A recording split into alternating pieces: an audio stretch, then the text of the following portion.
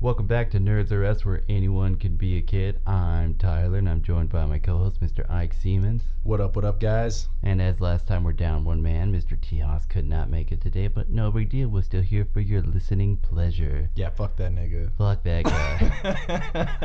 guy. Much love, but fuck that guy. Anyway, today we're talking, in the realm of what we've been talking about before, some old school anime. We're talking early 2000s, we're talking 90s, and even some 80s stuff. Like, what was, the first anime that you remember first being exposed to?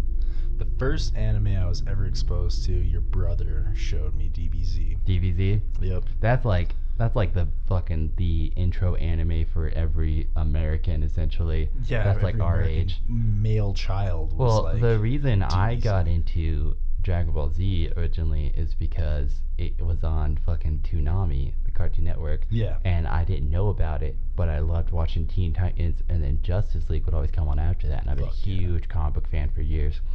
And then DBZ came on, I was like, what is this shit? Like, some weird ass fucking type of drawing style and weird ass type of a lot of yelling, and I was like, what is this? And then by the 5th episode I was like fucking hooked. Yeah. And I was like, I love DBZ. What saga did you start on? I think I started on the Cell Saga, Yeah, buddy. Which, I mean, that's like the saga you should start on. That's like the perfect intro. That's like the saga that kind of, first time they ever go Super Saiyan, that's the Cell Saga. Yeah. Or not the Cell Saga. No, actually, I started the Frieza Saga. You started in the Frieza saga? Yeah, which is the first time they went Super Saiyan. Nice. Yeah, and so that was just happened to be, it wasn't by purpose, because that was before fucking Netflix or internet could really fucking had the capacity to stream video. That's just what happened to come on Toonami. Yeah. And I watched it from there all the way through to the end of the Buu Saga, which is the end of Dragon Ball Z. But it wasn't one consecutive period that I watched it. I kind of just watched it throughout the years, and then eventually finished it because I would just have to find the DVDs at the library and shit. Yeah. See, I started on the Cell Saga personally, and it was already, in the fucking shit, dude. So it was for me, they were still working with the androids, trying to figure out how to keep Cell from absorbing them and blah blah blah. Oh, man, that's mid-Cell Saga. Dude, yeah, it was mid-Cell Saga, and I was just oh fuck, dude, because that was the only thing that was on Saturday morning cartoons, and you only had 1 or 2 episodes in that 7 a.m. to fucking 11 a.m. window. And the thing about Dragon Ball Z is 1 to 2 fucking episodes. It's 5 seconds of a fight. Yeah, exactly. So, yeah, man, anime used to take a lot more time and effort to fucking finish a series. Well, and that's the thing is for drawing and stuff, in the sense of actually doing the animation and stuff, I feel it was probably a fuckload easier back then, because back then they would just draw the same fucking they could literally just flip through the same fucking scene, the same pictures, the same all that shit, and just keep fucking flashing back to it. Yeah, dude. Doing the 3 different fucking times with 3 different so they start the music or whatever, and you have the initial build up with the 14 seconds of scenery, right? And then they cut, and then they go to something else, and then they come back, and you're mid soundtrack now, and you got another 14 seconds of the same scenery, just with a little bit different music because it's progressing now. And then they cut, and then they come back, and now it's the final position for the song to really get fucking intense, and that's when they finally do something. That's when they finally start the episode, and by that point you're 17 minutes in. Yeah, you're dude, okay, that was literally 20 minutes of filler and fucking screaming and music. So now we're here, let's do some shit. Let's do some shit, exactly. Also, another one I remember first being exposed to, because my brother was into anime. I think I was in 5th grade and he was in 7th grade, and so that's when you start to meet other people that aren't in your fucking school district and shit like that. Right, yeah. And he had just known someone who was into anime, and so he was like, dude, we gotta get this anime from the library. And so we went and found it, and it was fucking Trigun. Oh, no shit. Yeah, dude, back in the day, all my anime came from the library. No shit. Yeah, and that was the time when you could rent 1 DVD from the library, and you had to fucking you could only have 2 days before you had to return it and shit. And I fucking fell in love with Trigun. That was probably my first experience with a quote unquote anti-hero. Yeah. Because it was he was really the good guy, but everybody thought he was a fucking bad guy. and he was kind of just like trying to fucking like do things his way. Be good-ish, but like he was Still also look like out for I can't kill people. Yeah. But at the same time, like I'm not trying to get killed myself. So like, what's up? Yeah. Yeah, dude, that one, and it had that was my first experience with the anime that had guns too. No shit. Which is like a way more common thing nowadays, but at the time, That was violent as fuck. As far as I know, like that and Cowboy Bebop were like the first two animes I remember ever seeing that involved like actual guns and killing and you know, like violence and stuff like that. Because there was kind of like violence in Dragon Ball Z, but nobody really like it was not died. realistic. Yeah, I mean, they died, realistic. but it was always in like an a energy huge blast or something. Yeah. But I mean, something about those old school animes, when I like see new animes and kind of the way they draw animes now, which in retrospect is like much better looking and stuff like that. But then I go back and I watch Cowboy Bebop and I'm man, I love this fucking old school drawing style. Classic animation, man. There's something. It still looked like it could be just a cartoon and not an anime back then. Is what I liked about it. It was realistic, but it wasn't realistic enough to be like, you know, oh, okay, they're trying to make it like nowadays they're trying to make like 3D-esque and this, that, and the other thing. Yeah, even now, like my old school, like my old inner man is like, this is not anime. Like, dude, kids these days don't know real anime. Watch the fucking Cowboy Bebop, and then we'll talk. The first animation that I saw to be that like kind of 3D semi-realistic shit was I think it was RWBY, which I just found out is Ruby. Ruby, yeah. I know it's called Ruby, but I couldn't remember the fucking and I haven't watched it to this day because I just don't like that weird 3D animation style fucks up my head, dude. It gives me a headache. I can't deal with it. Like I can watch like clips of that kind of animation style. Like okay, so on the new Baki the Grappler animation style on Netflix or whatever, they have a general tone of normal animation style. I mean, way over muscularized people and stuff, obviously, but they have a generalized base form of old school animation style, right? A little bit more realistic with the shadowing and stuff like that. But at the same time, every once in a while in a fight scene, they'll throw down some of that 3D bullshit graphics, like CGI shit, and it doesn't fucking bother me in like 30-second stints like they do on the fights. But if that was like the entire fucking show, it gives me a fucking That's why I couldn't migraine. get into that show, Jin, or whatever it was. Dude, I was like, because I love that like folklore, that Middle Eastern folklore Jins, but like I love that shit. I read books and books and books on that shit. Yeah, but I just could not get into that anime. It fucks up my head, man. One of the other first animes I remember really getting into that I saw that had that style that we love is Yu Yu Hakusho. Yeah. See, that was my second anime that was your second one after really? That was the only anime that I ever actually rented a movie or, series from the library. I always just, like, I would watch whatever anime I could on TV or whatever, and then I would just go and fucking rent the mangas and stuff. Because it was more in depth, and then on top of that, like, I could do it anywhere, anytime, because, I mean, phones were obviously not what they are today, like on the regular. You had a fucking flip phone for my like cricket emergency phone was calls. not up to par. Yeah, man, like, dude, you got a fucking like 4-pixel fucking titty pic, and it was like, dude, you had to kind of like squint your eyes and hold the screen back, and you have perfect vision in the day, so like squint your eyes, hold the screen back, and you can kind of see titty. You're like, all right, cool, this is what I'm jerking off to today, Like, yeah, exactly. Fucking shit, dude. Who was the character in Yu Yu Hakusho that really made you fall in love with the show? Who was the character? For me, it was Hiei. Dude, Hiei was my jam. He was kind of like, before I really started to like Vegeta, he was kind of like my Vegeta. Yeah. I was like, oh, he's like actually friends with these guys, but he's also like, his goal is to be number one. Yeah. And he's also a dick.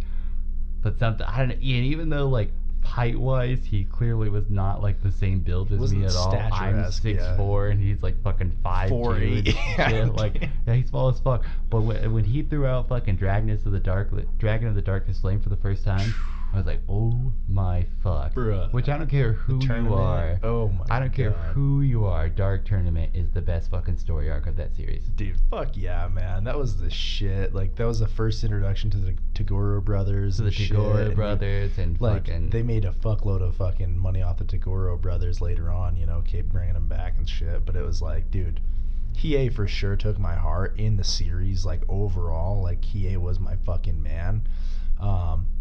But I would definitely say Kuwabara was always consistently my fucking in a favorite. weird way, he was kind of like the underdog of the team for Exactly. He was just a fucking shit dick, hot-headed, fucking punk ass kid. And and the thing was, like, I was always a good kid, but like as I progressively like fell at like more and more distance with my family and stuff, and like I just became more and more like fucking Kuwabara, and I was just like always fighting, doing drugs, doing stupid shit.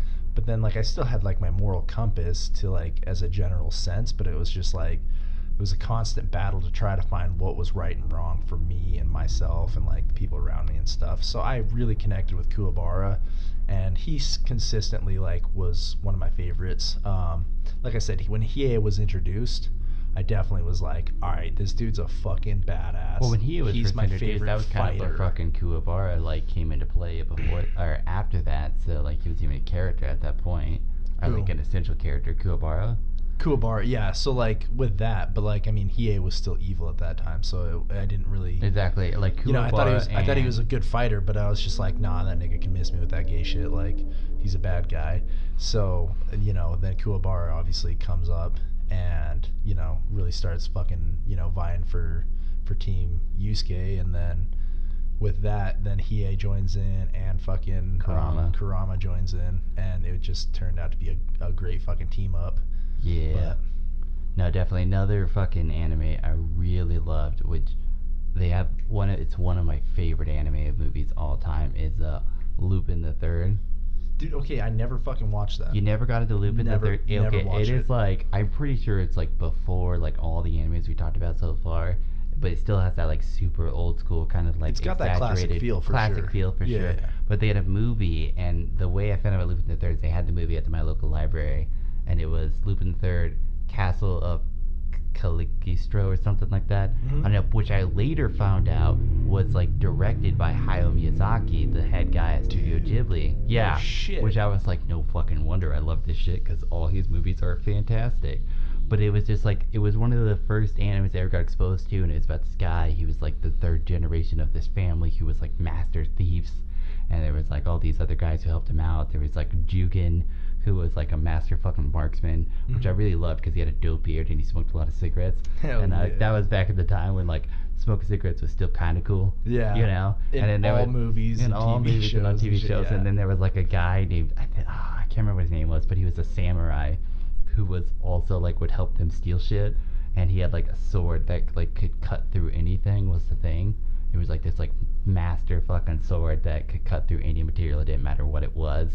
And like in retrospect, like it's a pretty fucking cheesy anime. Just like when I look back at fucking DBZ and a couple of even sometimes Cowboy Bebop, I think honestly, like the reason why I didn't get into Lupin the Third was because it was just kind of like cheese dicky like that, and I was just like, I was at the age then where I had watched enough other good animes that I just couldn't bring myself to there were a couple times where I'm like, I look back where I'm like, was it a spoof or was it not?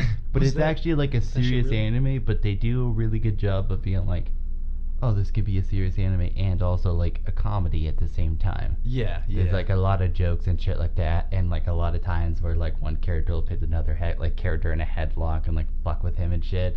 But I don't know, it was one of those, it's just fucking, it's one of those ones that's locked into my heart. I think it might have been the first actual like anime movie that I ever saw. No shit. Yeah, because it just happened to be one I was really into cartoons as a kid, as every kid was, and I saw it. I think I might have even seen it before I fucking really got into DBZ, or like right around that same time. And I just picked it up in the library and watched it, and I was fucking like instantly in love with anime. Yeah.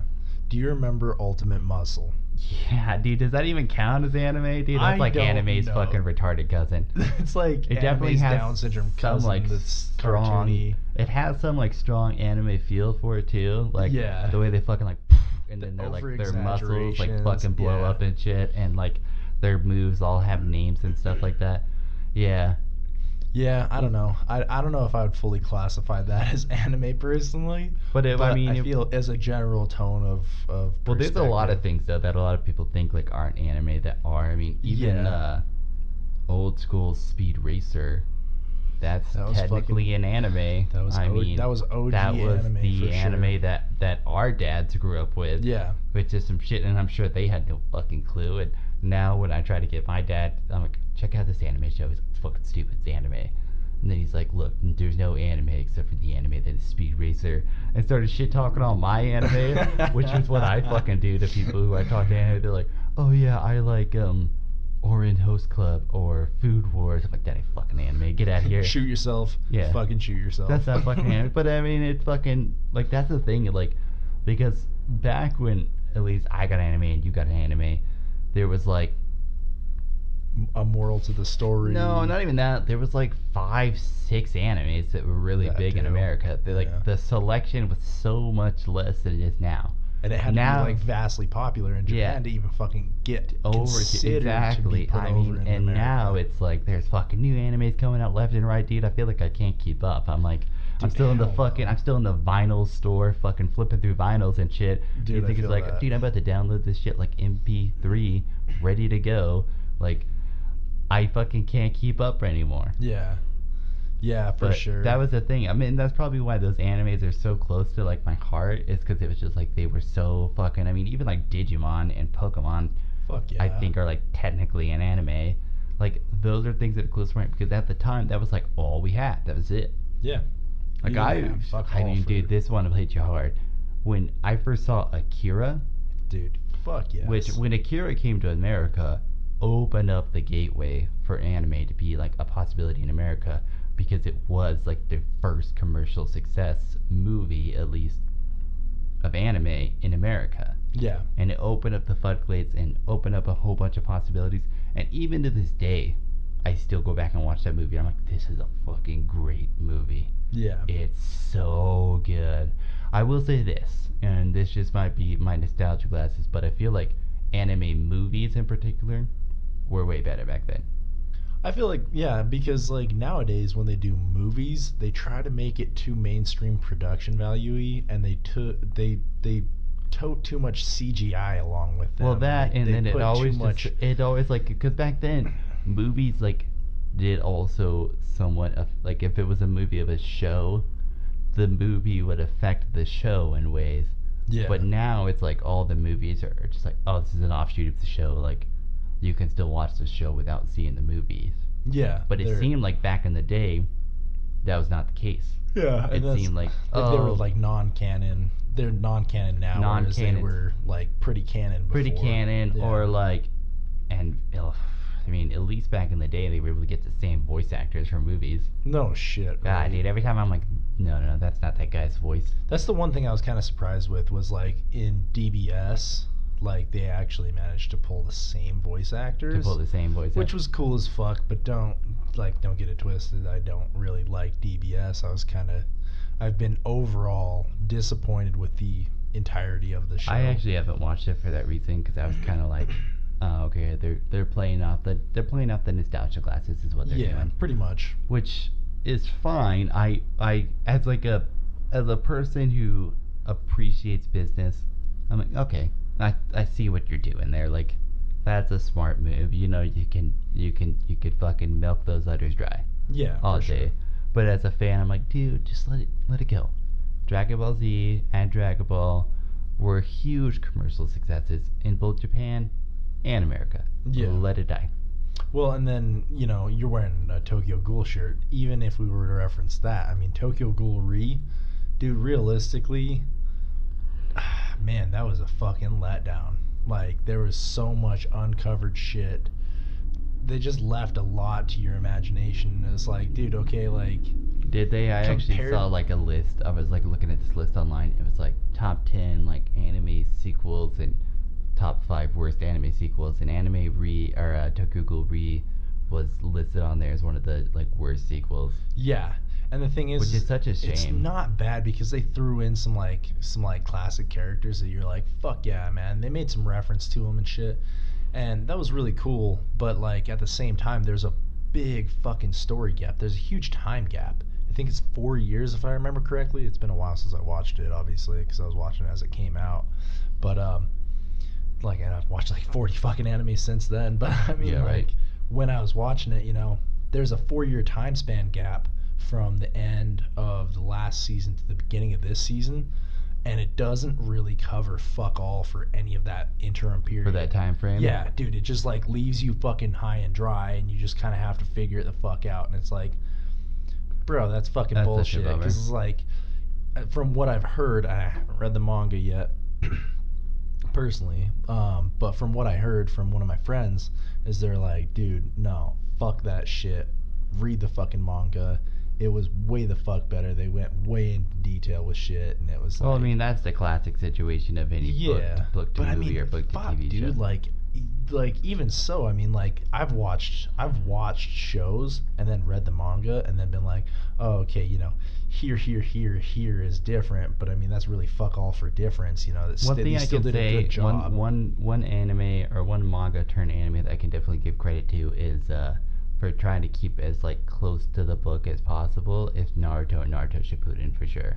Dude, yeah, definitely. They really fucking, I mean, there's a reason it's such a fucking long show. They like Naruto Shippuden, the Sasuke Itachi fight, I thought they did a really good job of showing like the intensity of that fight. The emotion and yeah, exactly, like all the heaviness to that fight.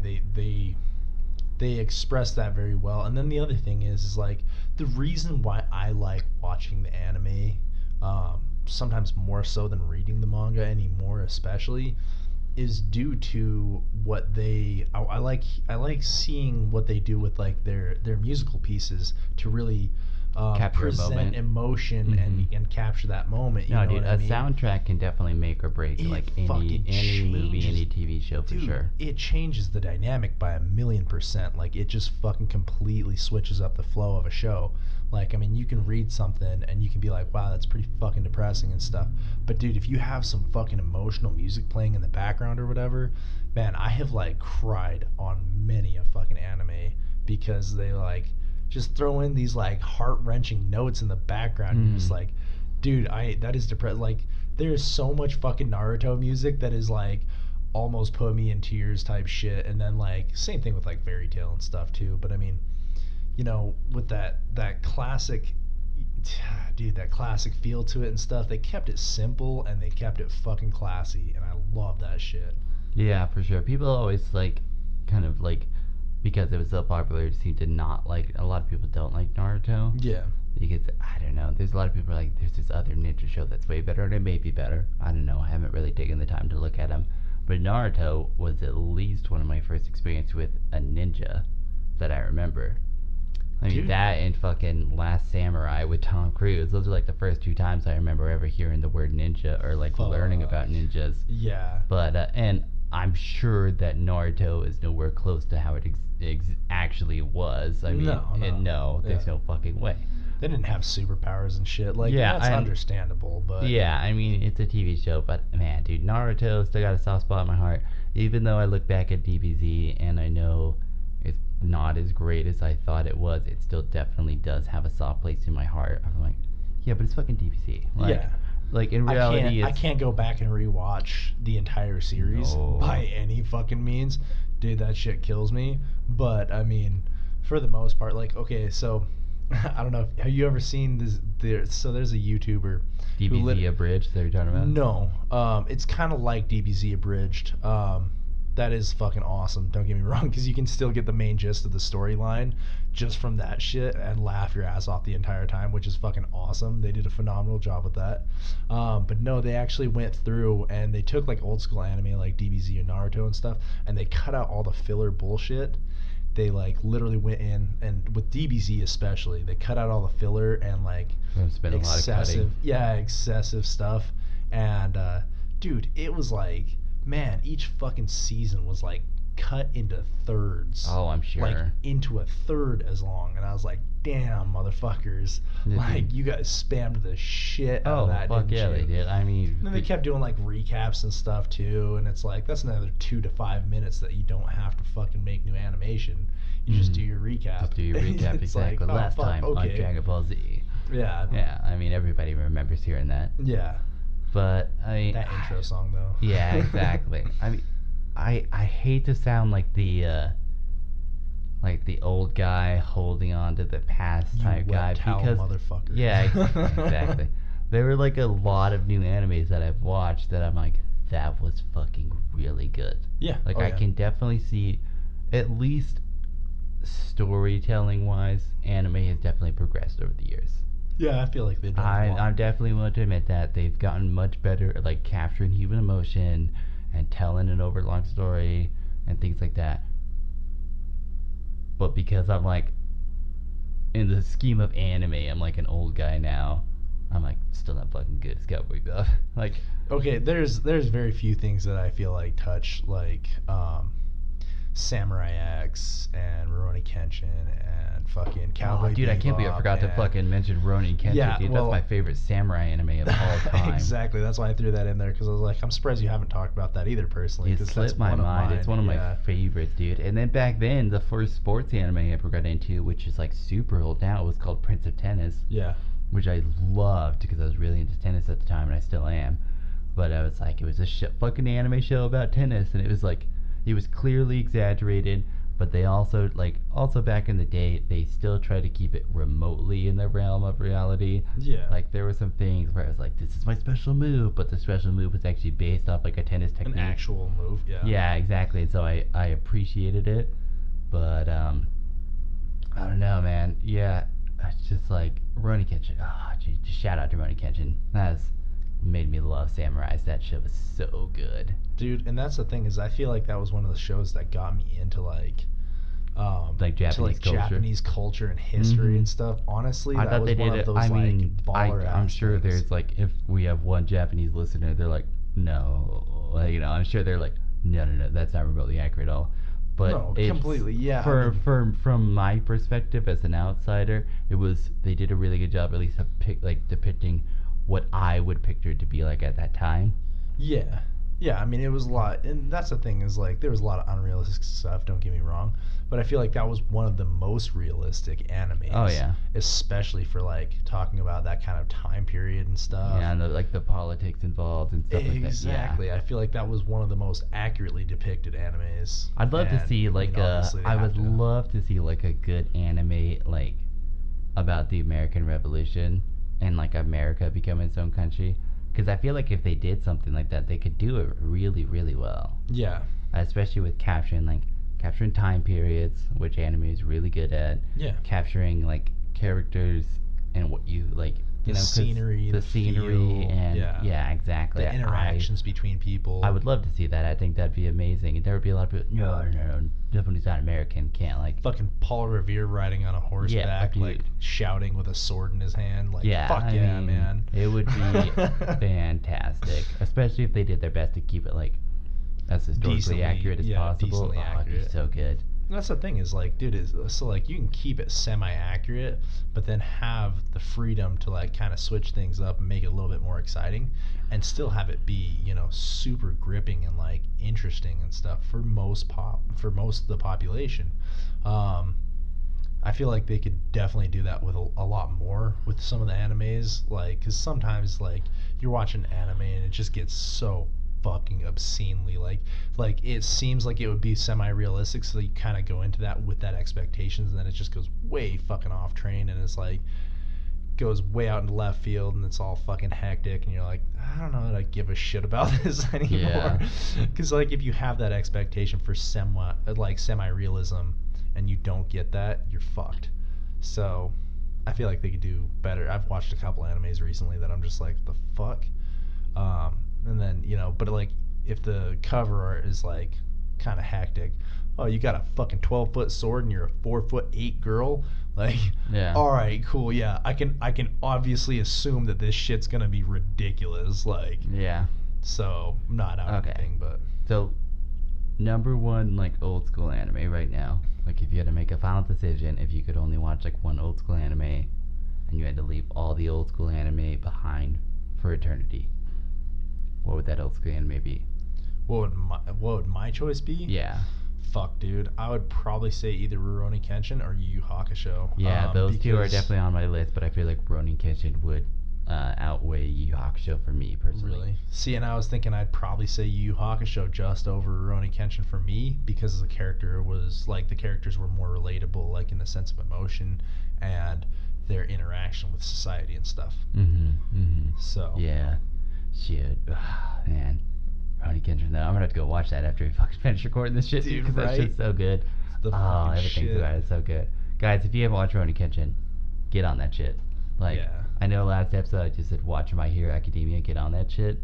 But Also get on do that shit. Yeah. But do this. Because Rurouni Kenshin's classic. It might still be on Netflix. If not, fucking pirate that shit or whatever you gotta do. Watch it. Dude, Animania, if you're an Android user, just go on to like. And if you're an iPhone user, get an Android. Yeah, right. But yeah, fucking, you can just search it in Google, and then you'll have to download it externally because it's not on the Google Play Store, obviously. But 30-second preview or 30-second ad, and then you watch the entire episode for free. Sounds pretty worth it. Movies and all sorts of shit too. They're fucking baller as fuck. So. All right, guys. Well, I think that's the end of our episode today. So definitely feel free to check out our other episodes at nerdsrs.com. That's NRDSRUS.com. And in the meantime, also like, comment, subscribe our YouTube channel. That's nerdsrs, NRDRUS. All of our episodes are on there. And also feel free to support us on Patreon at patreon.com/nerdsrs. And $2 a month gets you a monthly shout out. We'll say your name on the internet, which is great because it won't be derogatory, which is probably how it's usually said. But in the meantime, stay classy, stay nerdy, and thanks so much for listening.